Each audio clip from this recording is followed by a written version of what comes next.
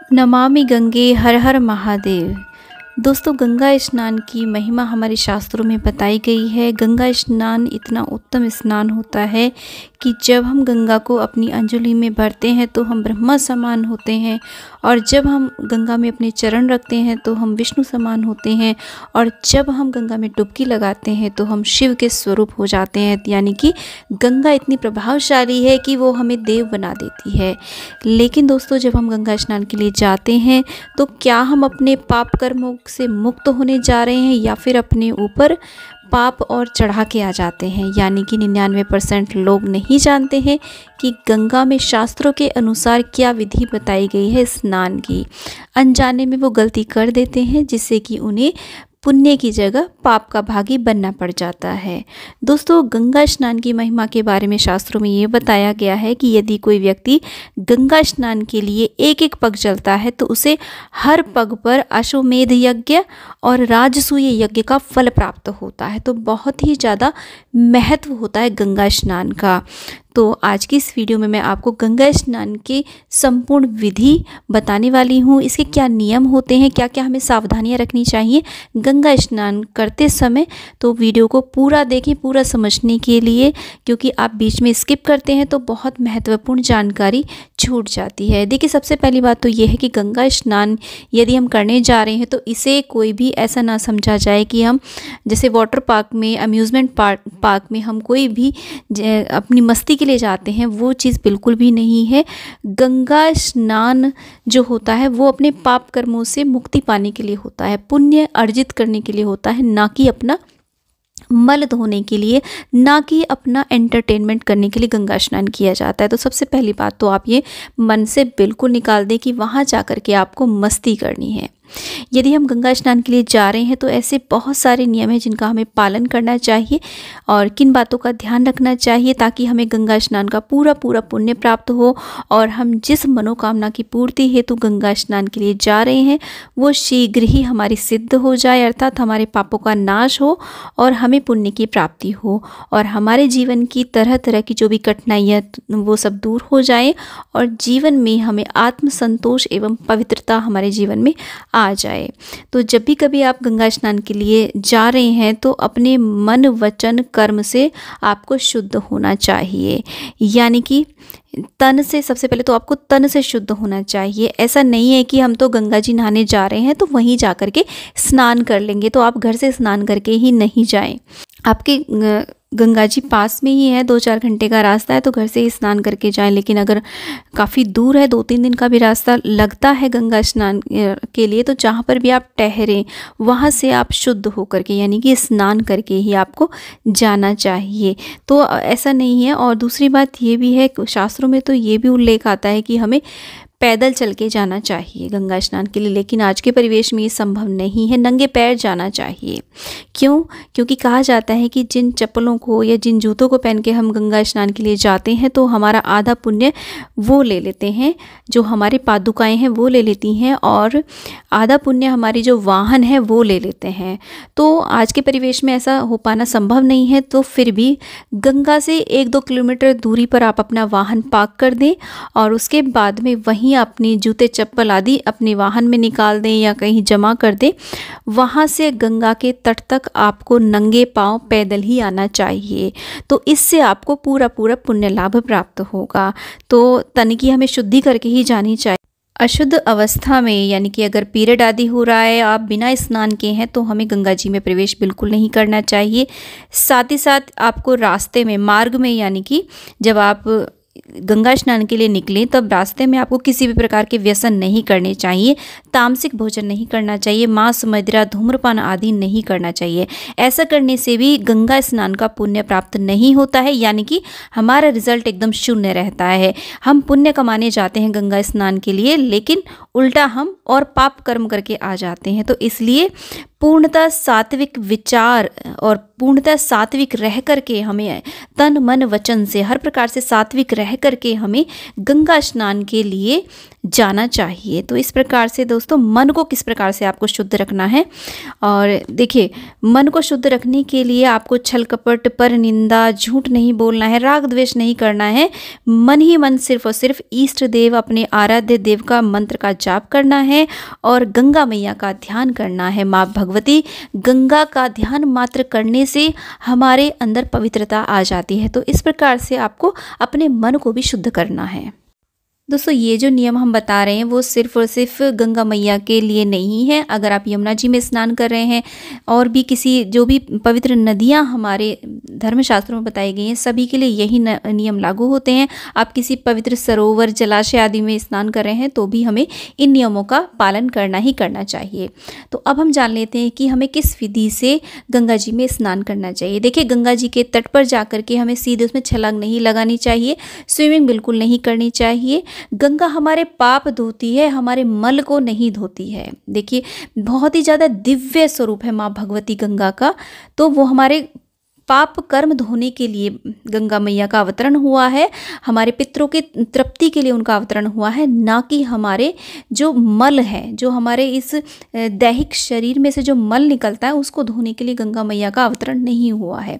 तो देखिए कभी भी गंगा मैया में ऐसे ही हमें पैर नहीं डालने चाहिए।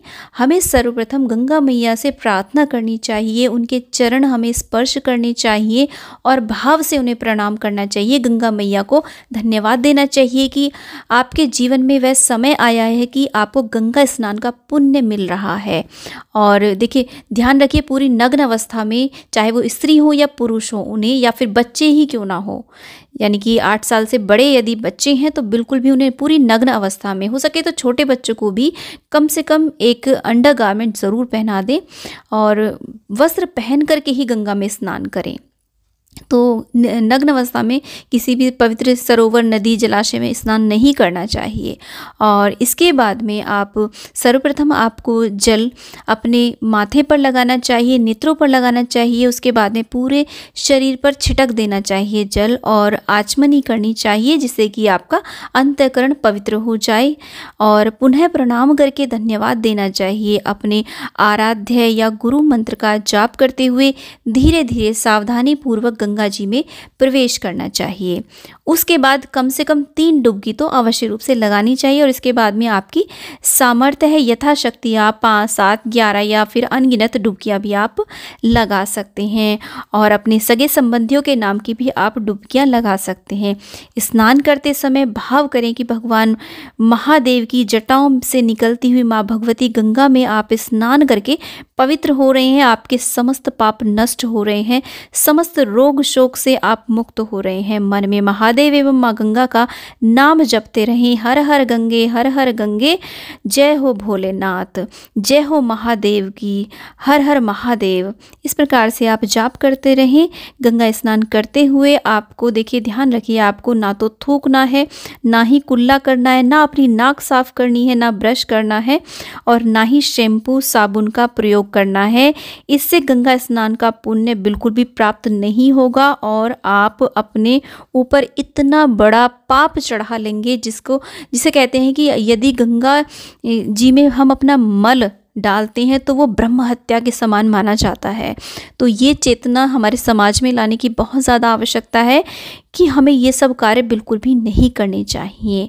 और जब आप स्नान करें तो कम से कम हो सके तो नाभि तक जल हो जहाँ पर, वहाँ पर आपको स्नान करना चाहिए। बाकी आप अपनी सावधानी के अनुसार ही गंगा में प्रवेश करें, उसी के अनुसार ही आप गंगा स्नान करें।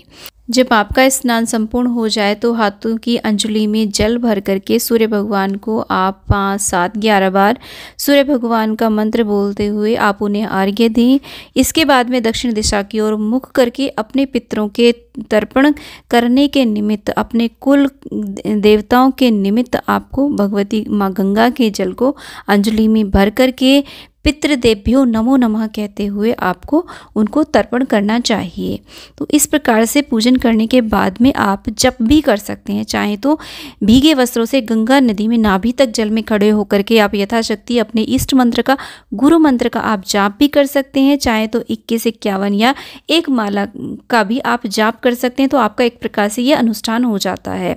अब इसके बाद में भगवती गंगा को प्रणाम करके जल से बाहर निकलना चाहिए। देखिए कुछ लोग क्या करते हैं, वहीं अपने वस्त्रों को निचोड़ने लग जाते हैं। तो हमें वस्त्र बिल्कुल भी गंगा जी में नहीं निचोड़ने चाहिए। बाहर निकल करके ही हमें अपने वस्त्र थोड़े बहुत निचोड़ देने चाहिए। जल से बाहर निकलते ही जल को बिल्कुल भी हमें शरीर से नहीं पहुंचना चाहिए। वस्त्र बदल सकते हैं, लेकिन जब तक जल हमारे शरीर से नहीं सूखता है, यानी कि जल को हमें बिल्कुल भी नहीं पूछना है। जब थोड़ी देर में जल हमारे बॉडी से सूख जाता है, उसके बाद ही हमें अपने वस्त्र बदल लेने चाहिए।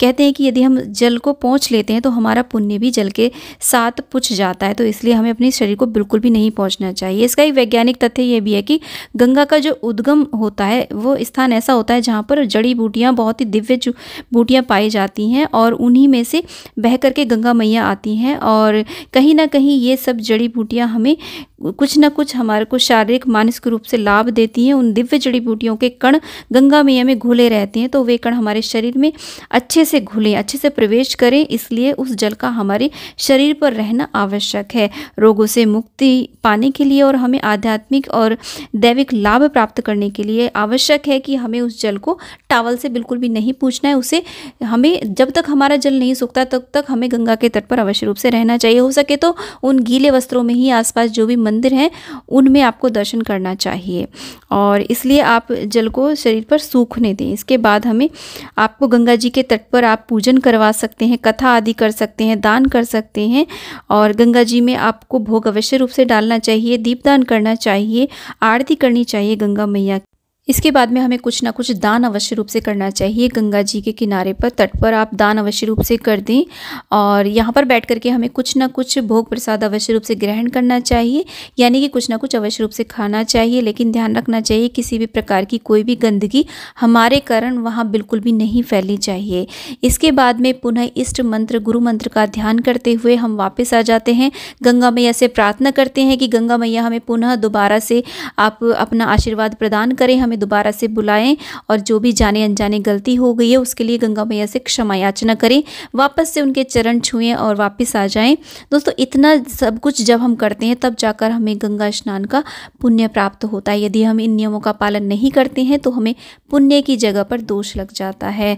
तो बहुत ज़्यादा ऐसे लोग हैं, यानी कि 99% लोग ऐसे हैं जो इस प्रकार की गलतियाँ कर देते हैं। इनमें से कई गलतियाँ तो हम भी कर देते हैं जाने अनजाने।